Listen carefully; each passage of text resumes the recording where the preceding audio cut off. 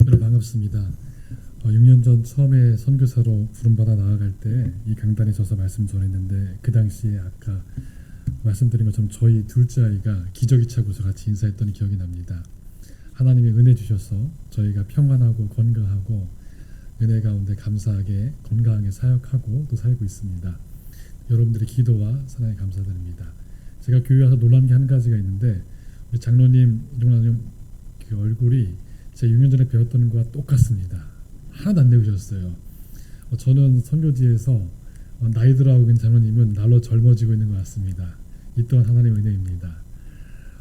이제 여러 번 오니까 여러분 얼굴도 낯이 익는 분들이 있고 또 반갑고 감사하고 예배드리면서 감격과 감사함 가운데 오전 예배 잘 드렸습니다. 저희는요 지금 남아공에서 모리셔스라는 아프리카 다른 나라 이사가기 중간 단계에 있습니다. 현재 갈 대부분의 준비를 마쳤고 이제 다시 한국 방문을 마치고 모리셔스로 돌아간 다음에 이삿짐을 싸가지고 모리셔스를 가는 것이 저희 남은 여정입니다. 저희는 현재 지금 남아공에 있는 작은 아파트에 살고 있는데 아파트가 한국 아파트처럼 높지 않고요. 한국 아파트는 막 30층 된 게 있더라고요. 저희 동네에 제가 살고 있는 아파트는 3층짜리 아파트입니다. 14가정이 사이 안 좋게 같이 살고 있습니다. 아파트가 이렇게 조그맣게 있고요. 저희 아파트가 작지 않아서 한 초등학교만 합니다. 아주 큽니다. 그리고 그 앞에는 초등학교 운동장만한 마당이 있고요. 조금 작을지 모르지만 굉장히 큽니다. 그 마당에 아주 큰 나무가 있고 그 건너편으로 담장이 있는데 한국 담장과 좀 다른 거는 전기 담장이어서 사람이 넘어오면 찌릿하고 쓰러질 만한 그 전기 담장입니다. 누가 그 담장을 넘어가려고 하면은 경보음이 크게 울리고 경비업체에서 와가지고 그 넘어가려는 사람들을 아마 잡아갈 겁니다. 그런데 지난달에 저희 집 도둑이 들었습니다. 5월달에도 들었고 지난달에도 들었고 올해만 여러 번 저희 집 혹은 저희 아파트에 도둑이 들어왔습니다. 5월달에 저희 집에 도둑이 들어와서 저희가 너무 잘 자서 밤에 도둑이 들어온지 모르고 있다가 아침에 나가려고 문을 열려고 하니 문이 열려 있더라고요. 이미요. 제가 열기 전에. 그리고 주변을 둘러보니까 제가 사랑하는 운동화 몇 컬레를 도둑이 가져갔다는 걸 알게 되었습니다. 여러 가지 생각이 들었는데 첫 번째는 우리 가족의 안전에서 감사하다는 생각이 들었고 두 번째 생각은 어떻게 전기담장을 넘고 우리 집까지 들어왔을까 하는 거였고 세 번째 생각은 혹시 주님께서 내가 운동화를 너무 사랑해가지고 운동화를 가져가신 건가 하고 봤더니 뉴발란스 운동화를 안 가져가고 나이키의 운동화만 가져갔어요. 도둑이 분명한 거예요. 누군가 노리고서요. 여러 걱정을 하고 있다가 그날 밤부터 잠을 잘 자지 못했어요. 왜요? 도둑이 또 올까 봐요. 하지만 사람 망각의 동물이어가지고 몇 주 후에 잘 자게 되었고 얼마 후에 한국에서 주문해가지고 갖고 온 조그만 이 카메라를 유리창에 붙여놨습니다. 그 카메라는 저희 아파트에서 밤에 한밤중에 사람이 왔다 갔다 하면은 침대에서 자고 있는 저한테 핸드폰으로 알려주는 거예요. 누가 왔다 갔다 하고 있다. 도둑일지도 모른다라고 알려주는 겁니다. 근데 그날은 잘 자고 있는데 카메라도 안 올리는데 밖에서 부스럭부스럭 소리 들리는 거예요. 저희 한국과 다르게요.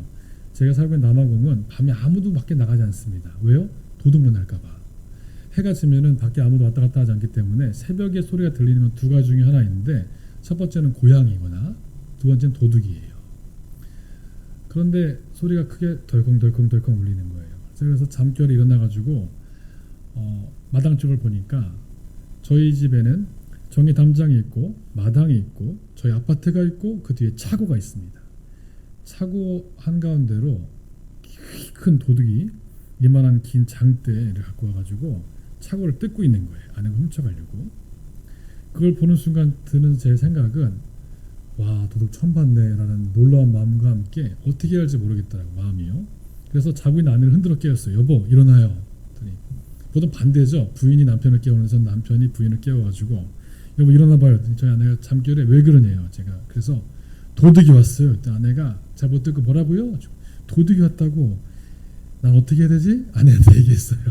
그러니까 아내가 무슨 방법이 있겠어요. 저도 모르는데 그때 맞다 우리 집에 경보 장치가 있구나 해가지고 거실에 붙어있는 버튼을 누르니까 그 버튼에서 윙 윙 윙 하는 버튼이 소리가 들리기 시작했어요.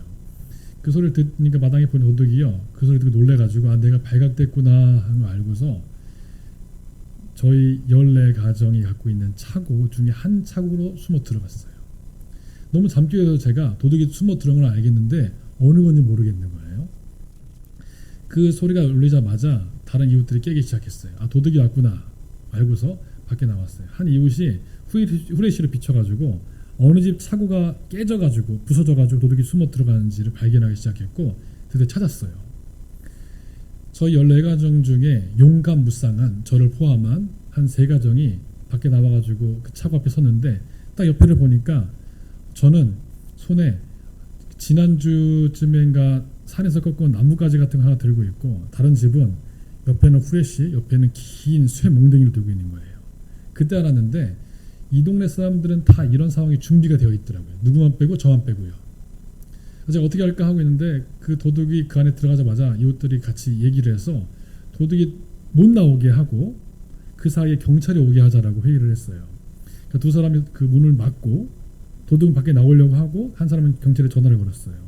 경찰이죠. 도둑이 오고 있습니다. 어떻게 할까요? 왔습니다. 어떻게 할까요? 경찰 한 얘기가 2시간만 기다리라고. 2시간에 도착하겠다고 알려준 거예요. 제가 그 2시간, 2hours라는 얘기를 듣자마자 이러니까 도둑이 오지. 이러니까 도둑이 또 왔다 가지 하는 생각이 들기 시작했어요. 도둑이 안에서 나가려고 하고 이웃들 2명이 막기 시작했는데 그 이웃들이 저 윗집에 사는 70대 어르신이었어요. 안에 건장한 청년이 나가려고 하고 70 노인이 막으려고 하는 누가 이기겠어요. 건장한 청년이 쇠 몽댕이로 나무 문을 부수고서 밖에 튀어나가지고 기다리고 있는 이웃들에게 다가오는데 하필이면은 제 쪽으로 걸어오기 시작했어요. 그때 제가 물어봤죠. 주님, 하나님 저는 여기 왜 있는 겁니까? 제가 여기서 뭘 할 수 있을까요? 그때 제 손을 보니까 출애굽기에 하나님께서 모세와 아론에게 주신 것 같은 지팡이가 들려있는데 그 지팡이는 얼마나 튼튼한지 모르겠지만 제 지팡이는 그렇게 튼튼한 게 아니었어요. 제가 몽둥이 들고 도둑을 딱 마주 대하고 있는데 제 드는 생각은 때릴까 말까라는 거였어요. 여러분 때렸을까요 말았을까요? 제 드는 생각이요. 이게 때려가지고 혹시 잘못되면 어떡하나, 죽으면 어떡하나. 제가 그렇게 안 생겼지만 아직까지 누굴 때려본 적이 없거든요. 사람을 그렇게. 그래서 제가 도둑을 들고 때리려고 하는데 이 몽댕이를 때려본 사람만 때려보지 도둑이 보니까 저만 쇠몽댕이가 아니고 나온 막대기잖아요. 제 쪽으로 다가오더니 저를 살짝 톡 치고서 뒤로 도망갔어요. 그제서야 제가 결론을 내렸어요. 때려야겠다. 좀 늦게. 뒤를 돌아가지고 때리려고 잡아갔는 도둑은 뭐 저를 기다리겠습니까? 막 도망가는 거예요. 그리고 전기 담장 가운데 작동이 안 되는, 그때 알게 된 작동이 안 되는 문을 그 담장을 타고서 도망갔어요. 그리고 뒤를 돌더니 씩 웃고서 또 보자고 하고 도망갔어요. 제가 너무 화가 나더라고요. 어떻게 이걸 해야 되는가. 근데 이 작은 사건이 제가 선교지에서 겪고 있는 작은 에피소드 중에 하나입니다. 제가 지금 이렇게 웃고 있지만 그 당시 정말 무서웠어요. 어떻게 해야 되는가. 더 무서운 거 하나는 제가 선교사로 현지인들에게 하나님의 복음을 전하고 영혼을 살리기 위해서 갔는데 행여나 몽댕이로 잘못 때렸다가 다리가 부러지거나 머리가 망가져가지고 죽으면은 현지인 죽인 선교사가 되잖아요. 최초로. 그래서 제가 주저했거든. 그 순간간 어떻게 해야 할까 몰라가지고요. 그런데 그때 제가 알게 된 거는 그 도둑이 제 쪽으로 왔고 도둑 놀랬더라고요. 왜냐하면 자기가 예상한 사람이 아닌 거예요. 웬 중국 사람이 서 있는 거예요. 돌아가면서 또 보자 하고 나가는데 도둑이 저에게 보인 감정은 선교사님 어서 오세요 환영합니다가 아니라 여기 돈 있구나 또 보자 이런 감정이었어요. 여러분 선교사가 선교지에 가면은 환영받고 다 좋아할 걸로 오해할 수 있지만 사실 현지인들이 선교사를 별로 안 좋아합니다. 왜 안 좋아하냐면요. 현지인 중에 선교사가 다가가는 사람 대부분은 예수 안 믿는 사람이고 예수 안 믿는 사람은 목사님 아시겠지만 예수 안 믿는 사람들은 목사를 싫어해요. 목사를 싫어하니까 교회를 안 나오는 거예요. 물론 목사를 싫어해서 교회 안 나온다기보다는 정확히 말하면은 복음이 싫은 거죠. 하지만 그 사람들은 복음이 뭔지 모르기 때문에 예수 믿는 목사가 부담스러워서 교회를 안 나오고 있는데 예수 믿으라고 억지로 가서 복음을 전하는 목사를 보면은 반가워하지 않는 거예요. 제가 오늘 성경 가운데에서 우리 같이 읽었던 건 다 아는 본문입니다. 이걸 길게 강의 설교할 생각이 없습니다. 이 본문은 여러분들 아시다시피 모세가 출애굽 이스라엘 사람들을 애굽에서 이스라엘 유대 땅 팔레스타인 땅으로 데려가려고 하는데 중요한 거는 이스라엘 사람들이 안 좋아해요. 애굽이 좋아가지고 안 나가려고 해요. 애굽이 힘들지만은 이집트가 어렵지만은 그런데도 살만하다 생각해요. 하지만 하나님 뜻은 이스라엘 백성이 애굽에서 영원히 살다 죽는 게 아니었어요. 꼭 하나님은 출애굽시키려고 하는 거예요. 그래서 선택한 사람이 모세입니다. 모세가 바로에 가서 뭐라고 합니까? 내 백성을 데리고서 저 광야에 가서 제사를 드려야 되니까 며칠간만 휴가를 달라고 합니다. 모세가 바로에게 가서 바로 왕이시여, 내가 우리 백성을 데리고서 다 출애굽해야겠다라고 솔직하게 얘기하잖아요. 나름대로 머리를 쓴 거예요. 모세 똑똑한 사람입니다. 하지만 출애굽기를 가만히 읽어보면요, 모세보다는 바로가 훨씬 더 똑똑한 사람입니다. 바로는 모세의 말을 콧방귀 끼고서 내보내고서 모세에게 화를 내거나 모세를 박대하지 않습니다. 어떻게 합니까? 모세 대신에 이스라엘 백성들에게 더 힘든 일을 시켜서 이스라엘 백성으로 하여금 모세를 원망하게 합니다. 훨씬 바로는 지혜로운 통치자입니다. 애굽 사람 입장에서는요. 그래서 어떻게 합니까? 이스라엘 백성들이 모세에게 가가지고, 모세가 이스라엘 백성들을 위해서 출애굽시키려고 노력하고 애쓰는 사람인데 반대로 원망합니다. 우리를 여기 왜 죽게 하려고 하냐고, 너 때문에 우리가 더 힘들어진다고 반대로 화를 냅니다. 선교사들이, 우리 예수 믿는 사람들이 선교지에 가서 하는 것이 무엇입니까? 예수를 안 믿는 사람들, 하나님 모르는 사람들, 어려운 사람들을 도와주러 가는데 대부분의 경우는 선교지에서 선교사를 환영하고 좋아하지 않습니다. 그때 선교사인 저의 마음 가운데에는 오늘 설교 제목에 나오는 것처럼 이 질문이 생깁니다. 나는 여기 왜 있을까? 이 질문은 제가 이 시간 갖고 있는 질문이기도 하지만 성경 가운데 모세가 그가 사는 내내 갖고 있던 질문이기도 했고, 여러분 동시에 이 한국 땅에서 예수 믿는 사람으로 살면서 직장에서, 어떤 분들은 학교에서, 가정에서 우리 스스로에게 묻는 질문입니다. 나는 예수 믿는 사람으로서 여기서 무엇을 하고 있는 걸까? 오늘 이 시간 이 질문을 가지고 시간이 한정되어 있기 때문에 세 가지 이야기로 함께 나누려고 합니다. 첫 번째는 부르심입니다. 저는 한국에서 부교육자로 일할 때 저의 하나님을 부르심이, 하나님이 저를 향한 부르심이 큰 교회 목사님 되는 건 줄 알았습니다. 저는 제가 신학교만 졸업하면은 막 여의도 순복음교회, 요즘에 유명한 명성교회 같은 교회 목사님이 될 줄 알았어요. 하지만 하나님의 계획은 전혀 그렇지 않으시더라고요. 제가 부교육자로 근무를 하다가 사임을 하고 선교사로 가서 도착한 다음에, 선교에 도착한 다음에 느꼈던 마음은 이런 거였습니다. 현지 아이들이 나와가지고 선교사님하고 막 안아주고 제가 말씀을 전하면 1000명, 2000명 모이고 그럴 줄 알았는데 대부분의 경우에 그렇지 않습니다. 저는 선교지에서 굉장히 무력하고 무용한 존재입니다. 쓸모없고 매력없는 존재예요. 왜냐하면요, 저는 현지에 살고 있는 사람들과 외모가 아주 다릅니다. 그렇지 않습니까? 여러분, 제가 흑인으로 안 보이잖아요. 그렇죠? 제가 백인으로도 안 보이잖아요. 제가 인도 사람도 안 보이잖아요. 딱 봐도 중국 사람처럼 보이잖아요. 한국 사람이지만 현지인들은 제가 한국 사람인지 인도 사람인지 일본 사람인지 알 게 뭡니까? 그냥 중국인이라고 하는데요. 싫다는 거예요. 거기다 겹쳐가지고 저는 현지에서 쓰는 말을 잘 하지 못합니다. 이제는 좀 사니까 사는 말을 하지만은 처음 도착했을 때는요, 남아공에서 쓰는 공용어가, 언어가 11개인데 여러분 이 11개 중에 하나도 할 줄 아십니까? 아프리칸서, 코사오, 소토어, 줄루어, 이런 전 못하겠더라고요. 어디 나가가지고 목사님들 모임 가면은요, 자기들은 막 회의하고 있는데 저는 저 구석에 앉아가지고 꽂아놓은 보릿자루 마냥 앉아있는데 너무 힘든 거예요. 왜냐하면 쓸모없는 존재인 거예요. 제가 더 힘든 거는 몇 개월에 한 번씩 한국 교회에 선교 편지를 보내야 되는데 한 달이 지나도 두 달이 지나도 세 달이 지나도 사실 한 게 별로 없는 거예요. 그냥 산 것뿐이 없는 거예요. 쓸말이 없는 거예요. 근데 주님께 물어봅니다. 하나님, 제가 어떻게 됩니까?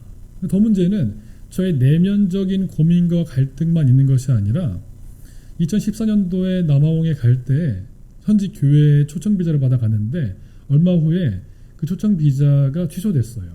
무슨 말이냐면요, 그 나라에서 외국인으로 살기 위해서는 그 나라에서 허가증이 필요한데 그게 취소된 거예요. 새로 만들어야 되는 거예요. 새로 만드는데 새로 만들지 못하면 남아공 정부에서 몇 달 후에 추모하겠다고 얘기하는 거예요. 그래서 지난번에 제가 말씀드린 얘기가 여기에 시작됩니다. 어떻게 할까? 내가 선교사로 여기 왔는데 그냥 추방당하면 안 되는데 뭘 할까 하다가 그 당시에 기도하면서 발견하게 된 저희 가정의 길은 저희 부부가 대학교에 다시 들어가는 거였습니다. 저는 목사이기 때문에 한국에 대학교를 마쳤고 대학원도 졸업했습니다. 그런데 현지에서 살기 위해서 대학교를 다시 들어가기로 결심했습니다. 처음에 대학 입학 시험을 봤습니다. 근데 아무것도 모르겠더라고요. 당연하죠. 말도 못하는데. 그래서 입학 시험을 보기 전에 가장 질문을 적게 하고 가장 시험을 적게 보는 걸 알아보다가 보니까 세 가지가 떠오르는데, 하나는 음악대학인 거예요. 피아노를 쳐가지고 합격하면 되는 거예요. 하지만 저는 악보를 볼 줄 몰라요. 한국에서 악보를 볼 줄 모르면서 찬양인도를 3년 해가지고 같이 찬양인도 하시는 찬양 단원들을 괴롭힌 사람이에요. 그 다음은 체육대학을 가는 거예요. 근데 제가 체육대학을 실기를 보기에는 저보다 20살 어린 청년들이랑 경쟁할 자신이 없더라고요. 저는 목사님들 모임에 가가지고 축구를 하면은 공을 못 차가지고 골키퍼만 하던 사람이에요. 할 수 있는 게 없는 거예요. 마지막에 있는데 미술대학인 거예요. 그래서 유튜브를 보고서 그림 그리기를 연습을 했습니다. 여러분 신기하게 사람이요, 그림이 하나도 못 그려도 한 3개월만 그림을 그리면요, 그림을 잘 그리게 됩니다. 정말이에요. 재능 같은 거는 그 다음 문제예요. 노력이 중요해요. 그림은요. 그림을 3개월 후에 그려가지고 미술대학에 입시 실기 시험 자리에 갔습니다. 앉아서 열심히 그렸어요. 그림을 그려 둘러보니까 제가 그 교실에 제일 못 그렸더라고요. 솔직히 보니까 기린을 그린다고 하면은 다른 애들은 기린을 그렸는데 저는 강아지를 그렸더라고요. 제가 봐도 이게 뭔가. 그리고 끝나고 교수님과 면접을 보는데 교수님 물어보더라고요. 너 왜 학교에 들어오려고 하냐. 너 보니까 이미 대학교 졸업했는데. 제가 얘기했어요. 내가 아프리카에 선교사로 왔는데 어떻게든 이 나라에 유익한 사람이 되어서 복음을 전하고 싶다라고 이렇게 술술 말하는 게 아니라 적은 걸 읽으면서 말했어요. 나는 아프리카에, 이런 식으로 얘기를 했어요. 선생님이 얘기했어요. 교수님이 얘기했어요. 합격. 제가 합격이라는 말 알아듣겠더라고요. 왜 합격이냐 했더니 목표가 분명한, 내년에 봅시다. 합격을 했어요. 신기한 거는요, 그 다음에 대학에 들어가서 보니까 제가 그 대학교 전체에서 가장 나이가 많은 학생이었어요. 열심히 공부를 할 수밖에 없었어요. 아침에 일어나서 9시부터 4시까지 학교에 앉아가지고 그림을 그렸어요. 전에 유튜브 보고 3개월 그림 그릴 때에는 혼자 개발세발 그림 그렸는데 6개월 넘게 교수님이랑 그림을 그리니까 제법 잘 그리게 되었어요. 믿겨지지 않겠지만 제가 저희 다니는 학교에서 미술대학에서 가장 그림을 잘 그리는 학생이었어요. 정말이에요. 그림을 그리면서 느낀 거는 제가 한국에 설교하고 성경을 연구하고 목회를 하고 신방을 하는 것도 굉장히 즐거웠는데 그림 그리고 남에게 그림에 대해 얘기하는 게 또한 즐겁고 재미있더라고요. 거기서 저의 부르심을 발견했어요. 여러분, 우리가 하나님의 부르심이 무엇인지에 대해서 신앙생활을 하면서 물어보지 않습니까? 하나님, 내가 이 부르심 꼭 직업만을 의미하지 않습니다. 나를 왜 부르신 겁니까? 어디에 부르신 겁니까? 나는 오늘 주님을 위해서 뭘 해야 됩니까? 물어볼 때 대부분의 경우 우리는 하나님의 음성을 투명하게 듣기가 힘듭니다. 왜 그렇습니까? 스마트폰 때문입니다. TV 때문입니다. 우리가 살고 있는 현대사회는 너무나 복잡합니다. 나를 하나님께 집중하게 만드는 것을 방해하는 것이 너무 많이 있습니다. 그래서 오늘 성경 보면은 하나님이 모세를 부르실 때 어디서 부르십니까? 광야에서. 왜요? 모세가 둘러봐도 바위, 돌, 양 말고 아무것도 없는 거예요. 그때 하나님이 그럼에도 불구하고 모세가 하나님께 집중하지 못하는 상황이니까 어떻게 하십니까? 산 한가운데 있는 멀쩡한 나무를 태워가지고 떨기는 나무를 만드시는 거예요. 모세가 가만히 보니까 이건 보통 일이 아닌 거예요. 뭔가 신박한, 신기한, 신비한 일인 거예요. 다가갑니다. 하나님 뭐라고 하십니까? 모세야, 내가 서 있는 땅 거룩한 땅이다. 무슨 말입니까? 네가 이전에 네 맘대로 살았지만 이제는 내 구역에 들어온 거야. 네 신발 벗어 말합니다. 저 또한 그랬습니다.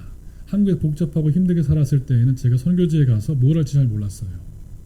하지만 선교지에 가서 하나님이 이끄시는 좁은 길로, 이 좁은 길 힘든 길이 아니라 제가 할 수 있는 일이 많이 없고 하나님이 이끄시는 선택의 길로 갈 때 그림 그리고 있는데 느껴지더라고요. 나의 부르심은 대형교회 목사가 아니라 아이들에게 그림 가르쳐주면서 선교하는 선교사구나라는 것을 그 자리에서 느끼게 되었습니다. 여러분 어떻습니까? 제가 비단 신기한 선교지에 있기 때문에만 받은 무슨 신비한 은혜를 받은 것이 아닙니다. 하나님께 우리가 우리 삶 가운데 복잡한 것을 정리하고 하나님께 집중할 때 하나님이 우리 삶 가운데 하나님의 세미한 음성을 들려주십니다. 이것이 우리가 예수 믿는 중요한 이유입니다. 두 번째는요. 그럼에도 불구하고 우리가 하나님의 선교와 하나님의 전도의 일을 감당할 때 박대와 냉대, 적대를 만나게 됩니다. 오늘 성경에 나오는 모세가 바로 그 케이스입니다. 모세는 하나님의 부르심을 받아서 하나님의 일을 했지만 정작 다가온 것은 환영과 환대와 칭찬이 아니라 뭡니까? 냉대와 반대와 증오예요. 모세를 다 싫어하는 거예요. 이스라엘 백성들이요. 여러분, 제가 살고 있는 동네에는요. 선교사도 싫어하고 외국인들 별로 반가워하지 않아요. 제가 지금 살고 있는 남아공에서는 제가 중국 사람처럼 생겼다고 별로 좋아하지 않아요. 저는 저희 어머니 아버지가 둘 다 한국 분이시거든요. 제가 뭐 몇천 년 전에는 제가 중국에서 왔는지 모르겠지만 최소한 제가 한국 시민임에도 불구하고 저희 동네에서는 별로 안 좋아합니다. 느낄 수 있어요. 저희 동네에서 교회 안 다니는 사람들이 저 안 좋아해요. 여러분 무슬림들을 만나보셨습니까? 이슬람교인들 만나보셨어요? 이슬람교인들 되게 괜찮은 사람들 많아요. 하지만 이슬람교인들이 기독교인 싫어하는 건 다 아시죠? 싫어해요. 왜냐하면 그들이 우리 보기에 우리가 이방인인 거예요. 이슬람교인들이 보기에 기독교인은 개, 돼지와 같은 동급의 지저분한 이방인들이에요. 그런데 저는 중국인인 것처럼 생겼고 기독교인이잖아요. 거기다 하나 더해서 그냥 기독교인이 아니라 목사예요. 더 싫어지는 거예요. 저희는요 항상 지갑에다가 명함을 넣고 다니는데 명함에 뭐라고 써 있냐면요 목사 최인교라고 써 있지 않고 화가 최인교라고 영어로 써 있습니다. 왜냐하면은 제가 만나는 사람들이 너 누구야? 물으면 설명이 복잡할 때 화가 명함을 꺼내서 나는 사실 직업 화가인데 이 나라에서 그림 그리러 왔다. 그러면 되게 좋아해요. 왜냐하면은 전도하러 왔다 하면 자기가 피 입을 것 같은데 그림을 그리면은 네가 그림 그리나 마나 난 아무 상관없잖아요. 되게 좋아합니다. 여러분 우리가 전도하고 신앙생활하는 것 특별히 이 현대사회 한국에서 예수 믿는 게 얼마나 어렵습니까? 특히 근래처럼 예수 믿는 것이 조롱과 웃음거리가 된 시대가 있습니까? 저는 없는 것 같아요. 너무 힘든 것 같아요. 저만 선교지사라서 힘든 것이 아니라 여러분도 여러분이 사는 곳에서 예수 믿기 때문에 당하는 어려움들이 얼마나 많이 있습니까? 그럴 때 우리는 또 어떻게 해야 됩니까? 저는요 미술대학 졸업한 다음에 제가 졸업을 했어요. 미술대학 드디어요. 졸업한 다음에 뭘 할까 하다가 집에서 가까운 학교에서 아이들에게 미술을 가르치기 시작했습니다. 다행히 너무 좋은 게요. 남아공은 미술을 부자들이 하는 취미입니다. 그래서 어느 학교에 가서 내가 미술을 가르치겠다 하면은요. 그 학교에서 웬만한 경비까지 대주면서 도와줍니다. 그 학교는 저희 집에서 걸어서 한 5분 되는 작은 과학고등학교였습니다. 제가 학교에 들어가기 전까지 과학고를 태어나 가본 적이 없어요. 과학고 애들은 공부를 열심히 하더라고요. 신기한 거는 수업 시간에 그림을 그리려고 재료를 가지고 딱 섰는데 이렇게 앉아 있으면은요 저 뒤에 한 4분의 1 학생들이 머리에 뭔가 수건을 쓰고 있는 거예요. 무슨 뜻입니까? 무슬림인 거예요. 히잡이라 불리는 수건 비슷한 걸 쓰고 있는 거예요. 말씀드렸지만 무슬림들이 기독교는 안 좋아하잖아요. 근데 저는 외모도 거기 사람처럼 생기지 않았잖아요. 보니까 나머지 학생들은 저한테 막 질문도 하고 얘기도 하는데 그 학생들은 고개 숙이고 가만히 있는 거예요. 그래서 어떻게 되나 하나님 도와주세요. 아프리카까지 불러주셨는데 이 수업 시간에 뭔가 해야 되지 않겠습니까? 그랬더니 한 학생이 여기는 흑인 학생이 물어봐요. 선생님 중국인입니까? 제가 그래서 얘기했어요. 중국인이 아니다. 한국인이다. 제가 칠판 뒤에다가 코리안 딱 써놓은 다음에 한국인이다. 얘기하고서 다시 분필을 놓고서 봤더니 한국인이랑 동시에 저기 뒤에 있는 무슬림 학생들이 고개를 다 들고 있어요. 그래서 무슨 일이 갑자기 그랬더니 한 학생이 수업 들더니 손들어 얘기해요. 선생님 질문 있습니다. 뭐야 그랬더니 BTS 아십니까? 자 그래서 여러분 이게 알다라는 한국말이 여러 가지 의미가 있잖아요. 여러분 BTS 다 아시죠? 저도 BTS를 압니다. 하지만 제가 BTS를 알지만 BTS는 저를 모르죠. 그렇죠? 안타깝게 BTS는 저희가 존재하는지도 모를 거예요. 하지만 제가 얘기했어요. BTS 안다. 한 학생 손들고 물어봐요. 선생님 BTS 만나본 적 있습니까? 저는 BTS를 만나본 적이 없죠. 당연히. 저는 심지어 BTS가 누군지도 잘 몰랐어요. 그 순간까지요. 그냥 BTS라 뉴스에서만 들어봤지만 여러분 대부분이 아시는 것처럼 우리가 BTS 노래를 실제로 듣지는 않잖아요, 그렇죠? 혹시 들으십니까? 그래서 뒤에 앉아있는 학생이 BTS 만나보셨습니까? 할 때 하나님 저 어떻게 됩니까? 제가 얘기했어요. 그 질문은 코멘트하지 않겠다. 대답하지 않겠다. 너의 상상력에 맡기겠다. 내가 BTS 만나본 것처럼 보이니? 그 친구들이 막 자기네끼리 얘기하는 거예요. BTS 만나봤나 어떻게 해? 막 난리가 난 거예요. 그랬더니 앞에 있는 모르는 흑인 애들까지 BTS를 만나봤냐는 거예요. 그래서 내가 만나봤다고 꼭 얘기하고 싶진 않다. 아주 애매하게 정치인의 화법으로 얘기를 했어요. 내가 그에 대해 설명하기는 어렵지만 너네 상상력에 맡기겠다. 내가 한국 같은 나라에 살았는데 어땠는지 알지? 딱 그러니까 이 친구들은 한국이 어디 붙어있는지도 모르잖아요. 그러니까 한 동네 사는 줄 알아요. 이렇게 같이요. 그래가지고 막 만나봤다고 좋아하더니 수업 분위기가 좋아졌어요. 갑자기. 그때 전까지는 제가 뭘 말을 해도 그냥 시큰둥하니 그 10대 아이들의 고개 숙이고 있는 모습이었는데 그 다음부터는 손 들고서 물론 수업 대부분의 시간에 BTS에 대한 걸 물어봤지만 감사했어요. 왜냐하면 접촉점이 생겼잖아요. 그래서 제가 얘기했어요. 한 학생이 손 들고 물어보더라고요. 현사님 질문이 있다고. 그러면은 BTS의 노래를 이해할 수 있느냐. 여러분 분명하죠. 제가 아무리 BTS 노래를 몰라도 설마 한국어를 못 알아듣겠습니까? 제가 그래서 틀어보라고. 그 친구가 진짜 준비해서 스마트폰으로 트는 거예요. 물론 제가 어떻게 말을 해도 그 친구가 제 말이 맞는지 틀린지 알게 뭡니까? 그래서 얘기했어요. 어떤 거냐요? 제가 얘기했어요. 틀어주는데 그 순간 제가 못 알아듣겠더라고요. 말이 빨라서. BTS 노래가 뭐 여러분 안녕하시는 게 아니라 랄랄랄 이렇게 말하더라고요. 제가 얘기했어요. 이 노래를 너에게 설명하기 힘들다. 이 노래는 한편의 시와 같다. 그랬더니 막 자기끼리 그럴 줄 알았다고 막 난리가 난 거예요. 껴안고서. 제가 그 순간 아이들이 반응하는 순간에 그 순간까지 5년이 넘게 걸렸거든요. 그게 다가가기까지가. 감사한 거 한 가지는 BTS에 감사했고 그 계기를 만들어준 더 감사한 거는 하나님이 지난 시간들을 헛되이 보내지 않으시는구나 감사했습니다. 여러분 우리가 예수 믿고 신앙생활하고 전도하면서 열매가 바로 열리지 않지 않습니까? 아까도 우리 장로님과 얘기했지만은 선교지의 수많은 일들, 특별히 열악한 나라의 수많은 일들, 특별히 구제의 일들은 눈앞에 바로 열매가 보이지 않고요. 대부분의 경우에 실패합니다. 그리고 그 실패들을 의미가 있는지 없는지를 분석하는 데도 아주 오랜 시간이 걸립니다. 그 과정 전에 수많은 사람들이 좌절하고 포기합니다. 여러분 우리가 가까운 친척들에게 친구에게 전도할 때 어떤 반응이 있습니까? 예수님 믿어라 그러면 감사합니다. 예수 믿고 나도 천국 가고 싶습니다 라고 반응하는 사람들은 거의 없습니다. 대부분 사람은 냉대하고 싫어하고 좋아하지 않습니다. 하지만 어느 순간에 하나님이 그 사람의 마음문을 여셔서 하나님이 이끄시는 길로 인도하실 줄 믿습니다. 제가 그 BTS 노래를 들으면서 집에 들어와 들었어요. 하나님 감사합니다. 이런 가수를 한국 사회에 주셔가지고 이 부족한 선교사가 할 말이 하나 생겼습니다. 하면 느꼈던 감정은 반드시 적대와 반대만 있는 것이 아니구나. 하나님 살아계시는 느낌이었습니다. 세 번째 이야기를 빨리 말씀드리고 오늘 말씀 마치려고 합니다. 세 번째는요. 하나님은 포기하지 않는다는 겁니다. 저희 삶 가운데 BTS를 보내주신 것처럼 우리 하나님은 포기하지 않습니다. 제가 지난 6년간 남아온 생활 가운데에서 반드시 좋은 일만 있던 건 아닙니다. 아마 고생담을 얘기하면은 제가 여러분들을 붙잡고 밤까지 얘기해도 모자랄 겁니다. 하지만 분명한 거는 그 시간 가운데에서 하나님 우리 삶을 이끌어 주셨고 함께 해주셨고 이제껏 같이 동행해 주신다는 사실입니다. 오늘 성경 보면은 모세와 바로를 놓고 봤을 때 이스라엘 백성들이 볼 때 누가 더 신뢰할 만한 사람입니까? 단연코 바로입니다.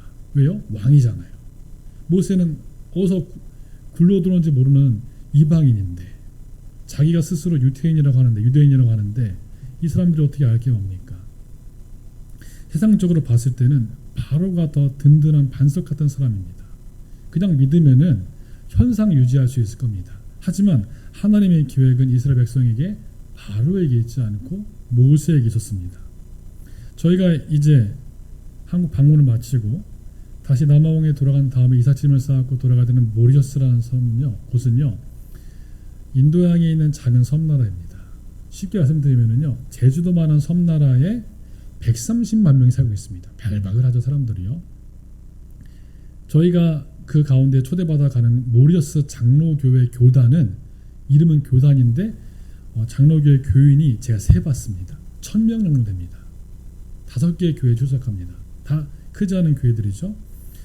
130만 명 가운데 장로교인이 1000명 정도 됩니다. 물론 장로교 말고 막 성공회, 카톨릭, 천주교인들도 있습니다. 천주교인들도 많이 있습니다.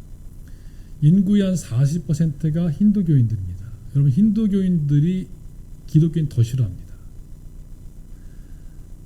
머릿속으로 계산할 때 야, 이거 내가 잘하고 있는 거 맞나 하는 생각이 들 때가 있습니다. 특별히 저희 가정은 남아공에서 생활하는 정착 과정을 많이 끝났습니다. 이제는 한국에 와 있어도 남아공이 많이 그립고 남아공의 날씨와 과일들이 많이 그립습니다. 그래서 인간적으로 계산하고 미래를 예측하려고 할 때 이 남아공에서 있는 게 낫지 않은가 하는 생각이 들 때가 있습니다. 하지만 기도하고 또 사역하면서 느끼는 것은 하나님이 저희 가정을 이끄시는 것은 모르셨으는 겁니다. 저희 가정에는 그래서요, 몇 가지 선교의 비전이 있습니다. 저희가 초대받았던 모리어스 장로교회에서 제가 세인트 콜롬바 교회라는 교회 목회를 제가 언어 연수를 마친 다음에 같이 감당하게 되었습니다. 저희 뒤에 앉아있는 저희 아내 박정희 선교사는 저희 그 교단 안에 있는 작은 유치원 하나를 같이 하역하게 되었습니다. 저에게 분명한 사역들이 있습니다. 그런데 그럼에도 불구하고 저에게는 큰 장애물들이 있는데 저희 가정의 4식구는 다 모리어스에서 쓰고 있는 크리올이라는 말을 하나도 못합니다. 큰 장애물이죠. 아마 가면은 적잡아서 한 1, 2년 동안은 살아있지만 살아있지 않은 사람처럼, 배웠지만 못 배운 사람처럼 살아야 될 겁니다. 아마 슈퍼에서 물건 하나 사면서도 잘못 줘도 어떻게 항의하지 못하는 바보가 된 삶을 살아야 될 겁니다. 그 생각을 할 때는요, 저희는 전에 이미 한번 남아공을 겪어봤기 때문에 생각하고 있는 스트레스와 부담이 이만저만이 아닙니다. 하지만 한 가지 아는 거는 제가 이쯤에서 포기하려고 해도 하나님이 포기하지 않기 때문에 포기할 수가 없습니다. 여러분, 오늘 성경에 나오는 모세가 갖고 있는 어려움을 우리가 알지 않습니까? 모세가 하나님 부르실 그 당시부터 사역한 동안에 수많은 성경의 출애굽 본문 가운데에서 하나님께 이거 못 해먹겠다고 그만하겠다고 말한 게 여러 번 있습니다. 하지만 우리가 알지 않습니까? 하나님은 모세를 향한 하나님의 계획을 절대 포기하지 않으십니다. 우리 하나님은요, 우리가 믿는 하나님은 우리의 삶을 향한 하나님의 비전과 사명의 길을 포기하지 않으십니다. 때로는 우리가 하나님 침묵하시는 것 같고 하나님이 내가 원하는 때 응답하지 않으시는 것 같아도 하나님 포기하지 않습니다. 저는 지난 6년 동안에 남아공에서 여러 번 포기할 순간들이 있었습니다. 구체적인 상황들을 다 설명하면 너무 길어지니 말씀 못 드리지만 밤에 집에 들어와서 생각해보면요, 내가 이거 뭐 하고 있는 건가 생각이 들 때가 여러 번 있었습니다. 내가 이거 선교해도 이 사람들 예수 믿을까 하는 좌절감들이 생길 때도 있었고, 혹은 같이 열심히 사역하고 있는데 뒤통수 치고 도망가는 현지인들 친구들을 볼 때마다 야, 내가 이 친구들과 함께 선교 사역하고 평생 살아야 되는데 이거 그럴 만한 믿음이 있는가 하는 마음이 들 때가 있습니다. 하지만 그럼에도 불구하고 우리가 믿는 것은 무엇입니까? 나의 계획, 나의 비전, 나의 소망이 아니라 우리가 믿고 있는 예수님, 십자가의 하나님의 은혜이기 때문에 그 은혜에 붙잡고서 포기할 수 없습니다. 제가 이번에 한국 방문하면서 느끼는 거는요, 한국에 사는 것이 쉽지가 않습니다. 신기하게도 남아공에서 바라보는 한국은요, 잘 사는 나라 선진국이었습니다. 또 제 모국, 조국 아닙니까? 좋은 나라였습니다. 근데 사람들을 만나면요, 사람들이 헬조선이라고 하더라고요. 너무 살기 힘들다고. 거기다 겨울에는 미세먼지까지 겹쳐가지고 너무 힘들다고 하더라고요. 더구나 요즘에는 예수 믿는 것 하나가 세상 가운데서 웃음거리가 돼가지고 어디 가서 나 예수 믿습니다, 나 교회 다닙니다 말하기 어려운 세상이 되지 않았습니까? 이럴 때 우리는 어떻게 해야 됩니까? 첫 번째로 주님께 질문해야 됩니다. 하나님, 나를 부르신 부르심의 자리가 어디입니까? 저의 경우에는 선교지에서 아이들에게 미술을 가르치는 거였습니다. 여러분들은 무엇입니까? 두 번째로는요, 반대와 적대가 우리 삶 가운데 계속해서 있을 것이라는 겁니다. 아마 제가 모리어스에 이렇게 웃으면서 가지만은 가서 아마 된통 고생하겠죠 앞으로도요. 하지만 세 번째가 있지 않습니까? 내가 포기해도 하나님이 우리 삶을 포기하지 않기 때문에, 하나님의 길을 포기하지 않기 때문에 우리가 하나님께 드리는 예배와 기도와 선교의 과정이 멈출 수 없습니다. 여러분, 하나님 믿고 의지하는 것을 멈추지 마시고 이 예배의 자리를 지키면서 하나님이 내게 주신 은혜를 만끽하기 원합니다. 그때 한 곱이 넘어서 또 한 곱이 만나도 어렵지만은, 그럼에도 불구하고 우리 삶 가운데 가장 큰 위로가 있다면은 나 혼자 내 힘으로 사는 것이 아니라 하나님과 함께 걷는다는 그 믿음 때문입니다. 이 믿음이 있다면 한번 살아볼 만할 겁니다. 기도하겠습니다. 하나님 감사합니다. 부족한 사람을